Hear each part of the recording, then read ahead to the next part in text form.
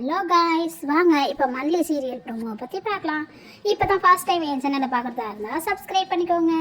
விஜயும் மல்லியும் இப்போ கல்யாணம் பண்ணி மறுபடியும் ஒன்று சேர்ந்துட்டாங்க. விஜயும் மல்லியும் ரெண்டு பேரும் ரொம்ப செம்ம ஹாப்பியாக இருக்காங்க. விஜய் வேற மல்லிக்கெலாம் சூப்பரான கிஃப்ட் வாங்கி கொடுக்குறாரு. இதெல்லாம் பார்த்தோன்னே மல்லிக்கு என்ன சொல்கிறதுன்னே தெரியல. அடுத்த நாள் காலையில் அன்னபூர்ணி அம்மா ஒரு செம்ம சர்ப்ரைஸ் தராங்க. அவங்க ஃப்ரெண்ட் யாரோ ரெசார்ட் வச்சுருக்காங்களாம். அந்த ரெசார்ட்டுக்கு போக சொல்லி அவங்க கம்பல் பண்ணுறாங்க. அதுக்கு மல்லி போக முடியாதுன்னு சொல்கிறாங்க. அதுக்கப்புறம் சொல்லவும் ஒத்துக்கிறாங்க. 3 நாள் தான் நான் போவேன் அப்படின்னு சொல்லி ஒத்துக்கிறாங்க. அதுக்கப்புறம் அன்னபூர்ணி அம்மா மல்லியை தனியாக கூப்பிட்டு, நீ என்ன பண்ணுவியா எனக்கு தெரியாது, சீக்கிரமாக ஒரு பேரப்பிள்ளையை ரெடி பண்ண அப்படின்னு சொல்கிறாங்க.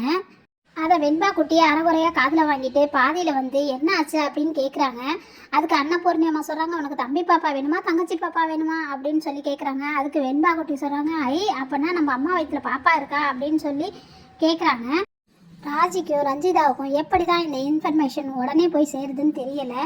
அவங்க உடனே தெரிஞ்சுக்கிட்டு 2 பேரும் வயிற்றுச்சலில் கத்திக்கிட்டு இருக்காங்க. அவங்களோட வயிற்றுச்சலுக்கு என்ன காரணம்னா, விஜயும் மல்லியும் ஹனிமூன் போகிறது அவங்களால பொறுத்துக்க முடியல. அதனால 2 பேரும் கோபத்தில் கத்திக்கிட்டு இருக்காங்க. இப்போ 3 பேரும் காரில் ஏறி ஹனிமூன் கிளம்பி போகிறாங்க. வெண்பா குட்டிக்கு ரொம்ப சந்தோஷமாக இருக்குது. ஜாலியாக என்ஜாய் பண்ணிக்கிட்டே போகிறாங்க. ரெசார்ட் வந்துருச்சு. வந்தோன்னே ஜாலியாக குதிச்சுக்கிட்டே இறங்கி உள்ளே போகிறாங்க.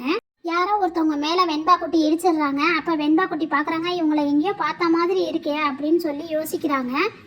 அப்போ மல்லியும் விஜயும் உள்ளே வந்துட்டு, ஏன் வெண்பா பொறுமையாக போ அப்படின்னு சொல்லி கத்துறாங்க. அதுக்கு மல்லி அவங்கள உத்து பார்க்குறாங்க. இவங்க யாராக இருக்கும், இவங்கள எங்கேயோ பார்த்த மாதிரி இருக்கேன்னு மல்லியும் யோசிக்கிறாங்க. நமக்கு என்ன தோணுதுன்னா, ஒருவேளை இவங்கள ராஜி அனுப்பியிருப்பாங்களோ அப்படிங்கிற மாதிரி தோணுது. உங்களுக்கு என்ன தோணுதுன்னு கமெண்ட் பண்ணுங்கள். அடுத்து நடக்க போகிற கதையை அடுத்த வீடியோவில் பார்க்கலாம். தேங்க்யூ.